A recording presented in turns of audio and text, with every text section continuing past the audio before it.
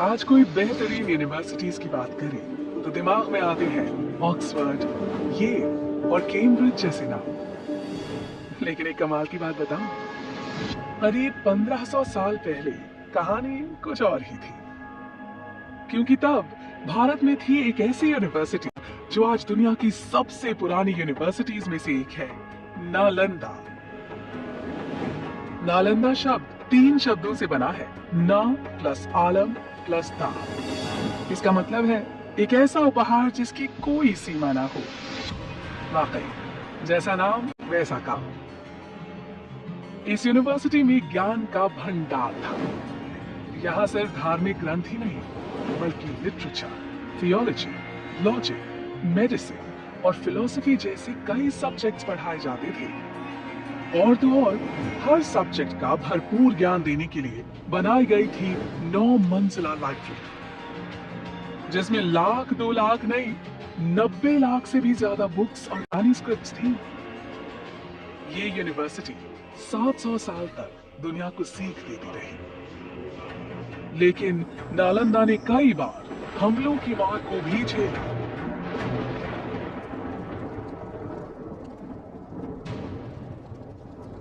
आखिरकार 12वीं शताब्दी में एक हमले में बख्तियार खिलजी ने नालंदा को जला दिया और माना जाता है कि इसकी लाइब्रेरी 3 महीने तक जलती रही और ज्ञान का वो खजाना जो संभाल कर रखा गया था धुएं में खो गया। उस वक्त जब नालंदा कई बुलंदियों को छू रही थी, वो एक महाविहार यानी विशाल बौद्ध मठ का हिस्सा थी, जिसके खंडहर आज भी 57 एकड़ में फैले इस साइट में नजर आते हैं। कुछ रिकॉर्ड्स के मुताबिक नालंदा दरअसल आम के बगीचे पर बनी थी, जिसे 500 व्यापारियों ने गौतम बुद्ध को तोहफे में दिया। पर आर्कियोलॉजी के हिसाब से नालंदा को 5th सेंचुरी बीसी में गुप्त काल में बनाया गया था। उसके बाद गुप्त काल में इस जगह का और डेवलपमेंट हुआ और ये एक विहार से 7वीं शताब्दी तक महाविहार बन चुका। अलग अलग दौर में यहाँ कई महान टीचर्स ने पढ़ाया, जैसे नागार्जुना, बुद्ध पालिता, शांत रक्षिता और आर्यदेव। और जानते हैं स्टूडेंट्स कौन थे? चाइनीज ट्रैवलर ह्यूंग सांग जैसे कई लोग जो दुनिया भर से यहाँ खींचे चले आते थे।